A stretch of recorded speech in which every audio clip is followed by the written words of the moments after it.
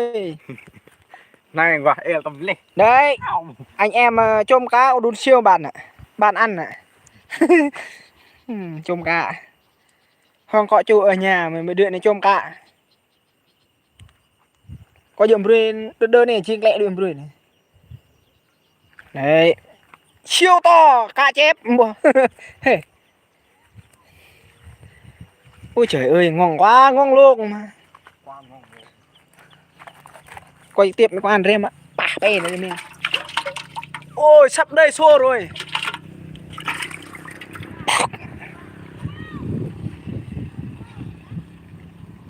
Nè, sao ra kêu anh em. Đây là hồ của anh em đun siêu đang bóc hồ chơi cá. Đấy, đang ăn mùi heo à. Nó dưới chắc đi. Thúy to quá. Anh này không biết câu nhá, bạn nhá. Anh yeah, người ta mới quẹ. Ô, là quá hắn cái yang putih mà Thúy của bạn nó này. Nó cho nhiều thịt này. Hồ mặn hồ thì. Thì bắt thúc thì. Có vậy Bên thúc nó chín nè, lợn chín nè. có vậy wow. Chào một người đã xem chúng cái cá rất to. Cá này không bền quá.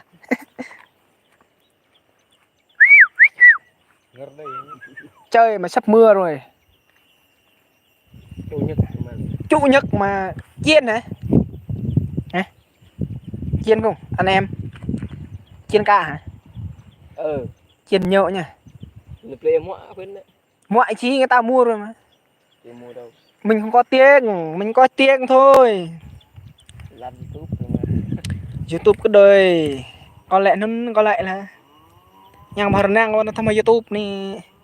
Đây là nhà sang của đu chiêu. nhà sạc Mẹ hiệp mi. nhà sạc Vẫn này các ăn thôi dựa tả. Quả can không trúng. Câu cạ mà trúng. Hú? El mà hoi el mà chết mua các bạn. Đây các bạn này là Quán dự sơ kê điện nè. em cái dự hello mọi người nha. Đi câu cá. Đó, trùng một con rồi. Cá ô cái con nhích biển này. Nhắc. Cá ô cái nhích tương con tôi kẹo chui bạn nè. Y tiết. Sợ y tiết buồn đấy. Không có ý ăn hả? Không phải hả? Chắc là buồn nghĩa yêu ạ. Không có bạc cát. Qua câu cá đi em ơi. Lại nắp mà el lên. Câu cá bên hồ. Tầm el lên mình cái lại nắp ta el lên wow el lên. Nè. Anh em. Nhặt can. Đấy. Còn cá nhà ai? Nú trời vui. Cá ăn rồi. Hiệp rút. Vân ta bét nhỉ? Ôi, chào ma này. Quay bên bét. Nhắc lẽ. Còn khi con mình như Thuy bé cảnh tội nhắc đi thật chạ ơi. Nhắc lẽ còn như Thuy bên này. Quạt bà la. Ta chúc ta lùm yan thôi đúng bài. Ôi, Thuy đứng Thuy đứng. Dỡ. Mà dỡ ta. Dỡ nhắc lấy gì? Chị tết nhìn. El không qua được. Này nè, đây có vào đây đây. Nó có phát đây. Ông thọ phát ông là mua đu thút. Mấy đứa này chôm cao đu siêu bạc. Ông nào qua bây giờ ta mừng lên có qua dựa này còn này. Dựa mình ra cứ trọc lên á. Quạt này. Hôm nay chữ nhật không đi chơi được. Đi câu cá. Nú. Nhìn tụ hoa. Nó đang cho mà.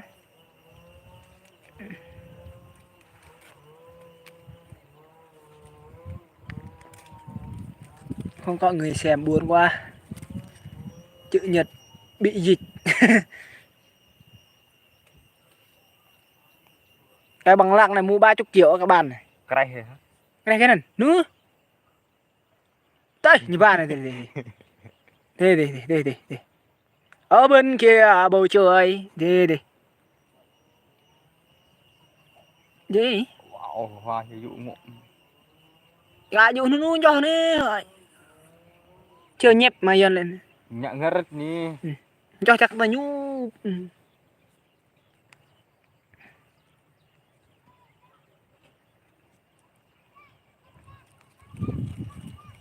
Thì nàng hay bạn như là mừng thuê to. nàng chút là nàng dễ chút rồi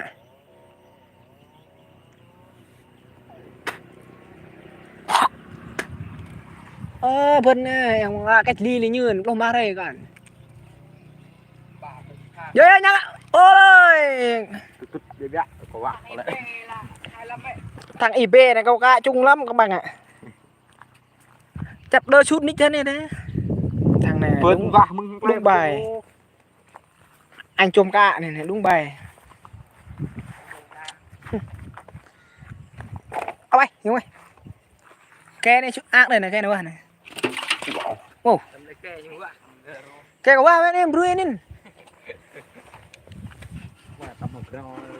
mà cọ cả ấy bên này bạn prong chắc nhỉ này to nhất nhỉ nhiều quá do cá này nho này mình chiên giòn là ăn ngon lắm bạn chứ mới năng này tôi quên đi năng đi gì ta đấy tại Bình Dương em lại năng chút địa bàn chút đưa đến các công năng chút rồi để năng nó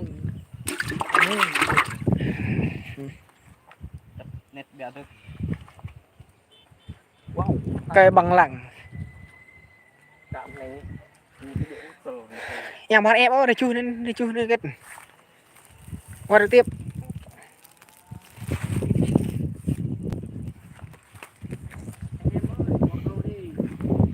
ô trời ơi mình ngoại xôm mà bồ quá kết lệnh mà đi cùng ngoài el va mừng thuê bạn. bốc rềm nhỉ Thật bốc rê như nó tuyệt tàn có bạn. vợ ăn đấy hứa y ăn hả em biết vợ y ăn này thiên vợ y ăn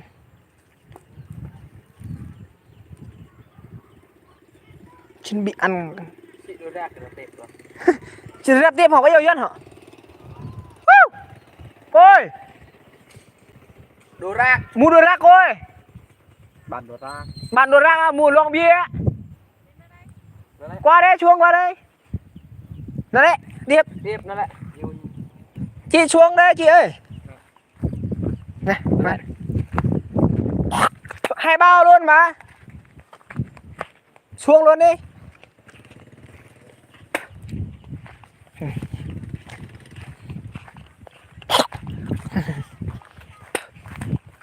anh em mình bán đồ rác khi đồ rác tôi nghe bay chỉ đồ rác đồ play mi điệp hả chỉ đồ rác play mi bán đồ rác mua được ngọt đúng bài ơi lấy ta là mi đứng ai cái này cảnh lệ gì đẹp nè hả đây đầm hôm mì kê cảnh đẹp lắm đấy bằng lăng của đu chiêu đấy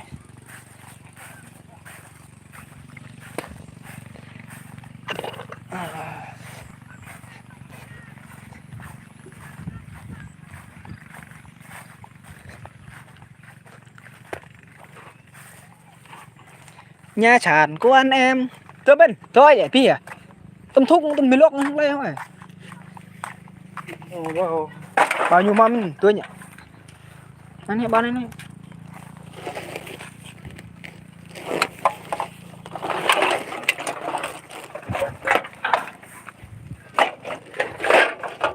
tôi nhỉ tôi luôn nhỉ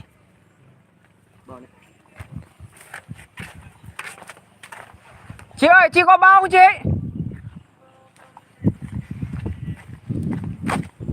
em ơi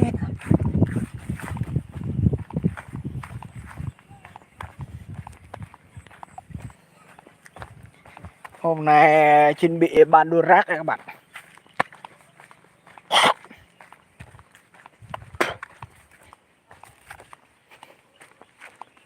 Bàn đồ rác ở lòng gì?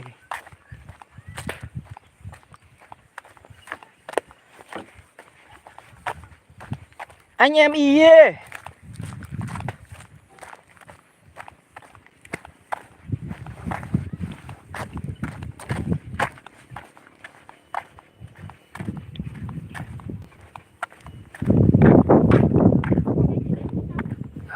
Không có bao mà. Đấy, ở ngoài đất hả? Hả? Để vô đây đếm luôn được. Đếm luôn.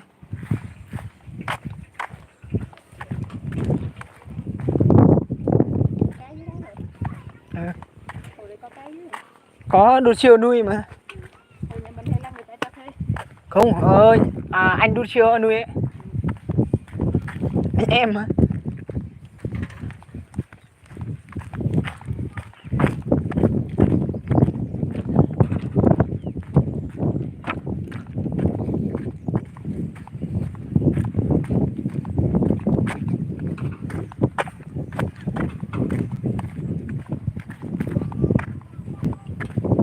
Đi anh ta cho em đi đâu.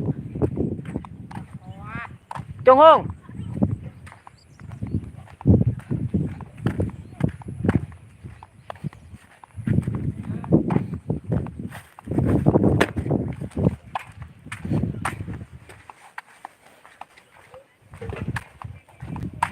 Đây là nhà tính đây, anh đâu gì?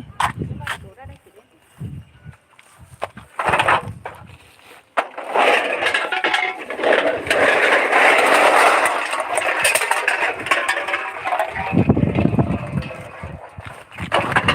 Đem luôn hả?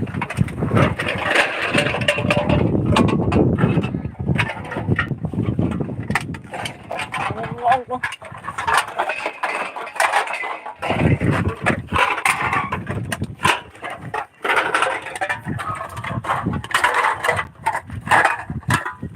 Tiếp.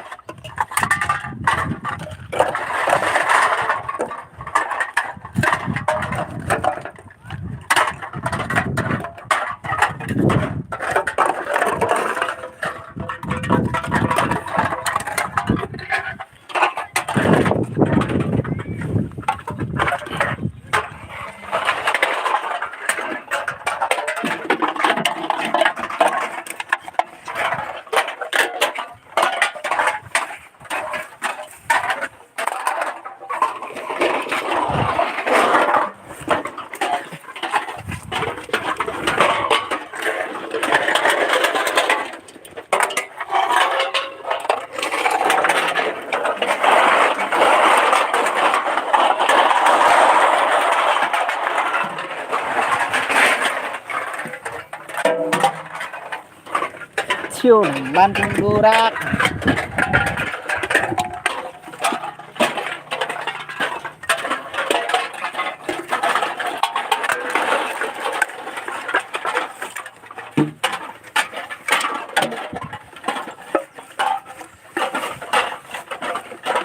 Phi lên terus long ini.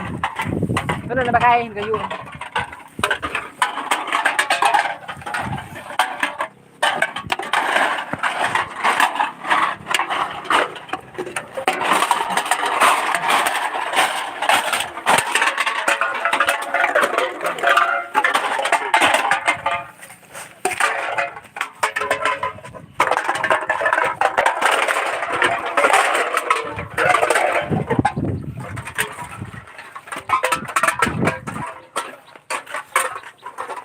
Thế đây nọ.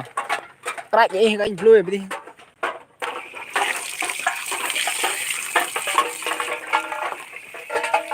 Quay chị đồ ra.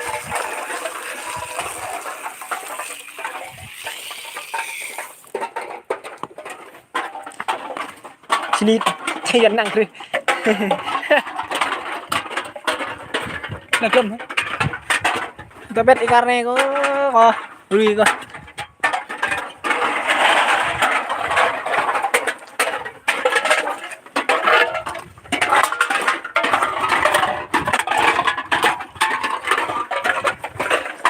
Đặt anh em một chút.